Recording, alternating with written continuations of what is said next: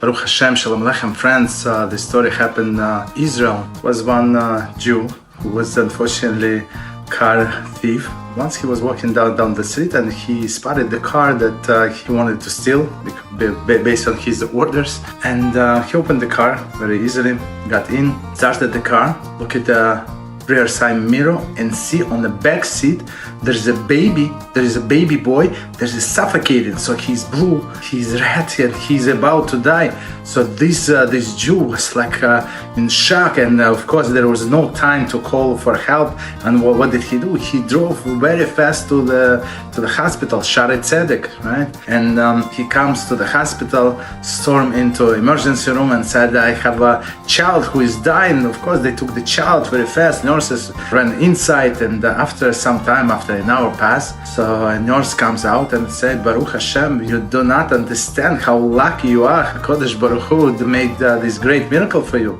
If you would come with your son 1 minute later, he'll be gone." That's it. He was exposed to the sun so much and without air, so 1 minute and he would be dead. So she said, "Okay, but now it's good." So they finish up the procedure, and please come with me. I'm going to show you what to do in the next few days as a recovery process. The guy was shocked. He said, "Oh, you know what? One second. I'm not the father. But if you give me a few minutes, I'm going to call the family." So she said, "Okay, go." So he went to the car, opened the glove compartment, and found insurance and all other information, and he figured out the phone of the person, and he called, and father picked up phone. But when he heard that the baby is alive and well, so he was so relieved. He started crying. He said, "We've been looking for a baby. When we realized that we left the baby in the car, went crazy, and unfortunately another baby is going under the chemotherapy, so everybody is under such a stress. So we forgot the little one in the car." So this guy said, "Okay, look, I'm here with the baby. Baby is fine. Just please come to the hospital." So this guy came, the father came with the mother, and they say, "You're such a hero. You saved our baby, but how did you happen to be there?" He said, "Yes, I was passing by and I saw the baby suffocating on the back seat. So there was no time to look for you or for somebody else for help. So I decided that the fastest way is to go to the emergency room myself. And since I was a part of Haverim for some time, so I knew how to open the car." What is Haverim?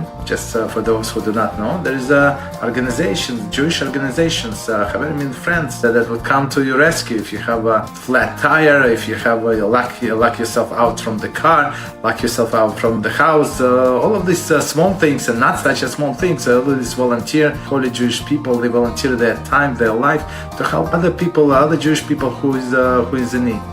Unbelievable nation, the only holy nation of God, Baruch Hashem. And of course he prepared the story. He said, I had no time, I had to rush to the hospital.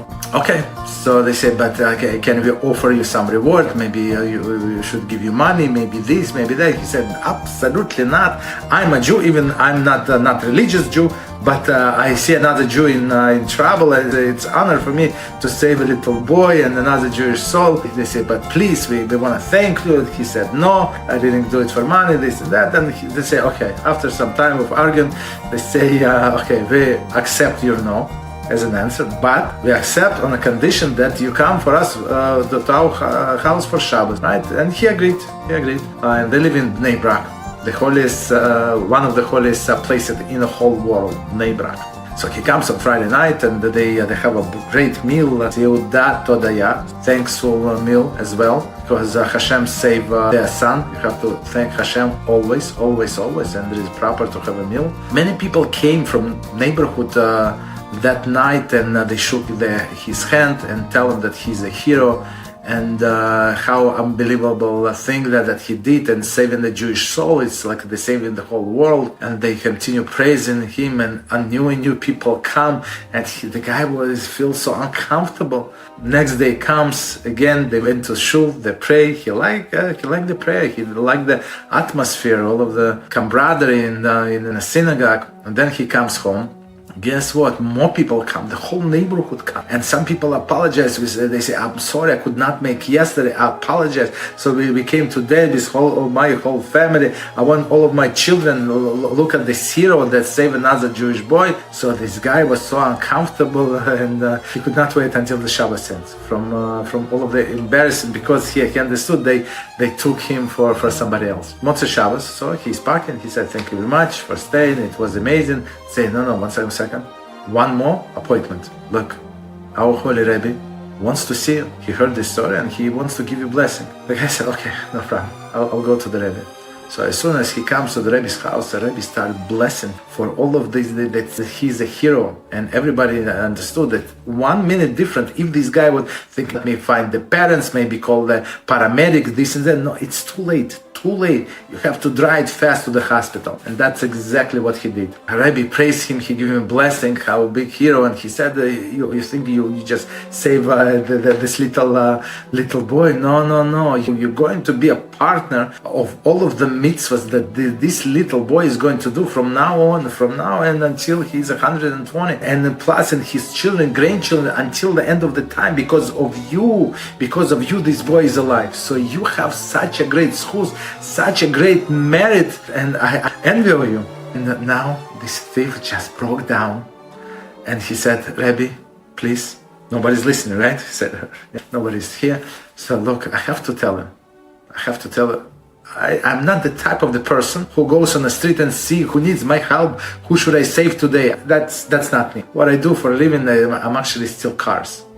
So the Rebbe was shocked. He said, you steal cars, but it's not kosher. He said, yeah, I know, but Rebbe said, but look, in a few days it's going to be Rosh Hashanah, Judgment Day, when all the living things, Jews, non-Jews, animals, are going to stand in judgment before the true judge, the HaKadosh Baruch Hu, our Father in heaven, and we all ask for merits in these few days, and merits that they would remember, some merits, whatever we have, that we're going to get a good judgment. So, and he said, so since everybody's praying for merit, look, you got you did something before this incident that because of this you had the merit to perform the mitzvah that everybody is envy of, right? Everybody is jealous to save a Jewish life. You understand what it means to save a Jewish life? It's like you save the whole civilization, no less, right? So he said, Rebbe said, okay, I understand your profession. Please tell me, maybe you have some secret, maybe you do something that different, like something that brought you, that you have merit to get this mitzvah. And this thief thought for a second, and he said, perhaps I do.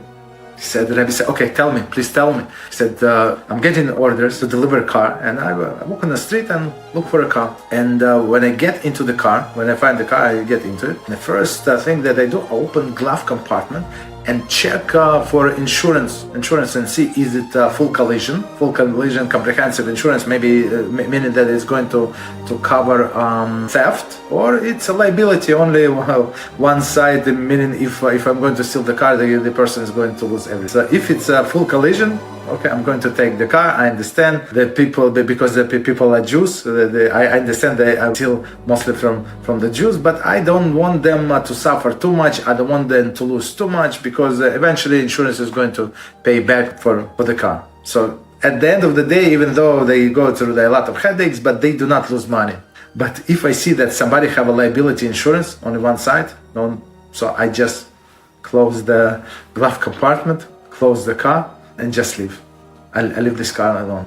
And Rebbe, when he heard that, he said, Rabbeinu Shalom, Master of the world, look at these thieves, how holy, like even thieves in your nations are so holy.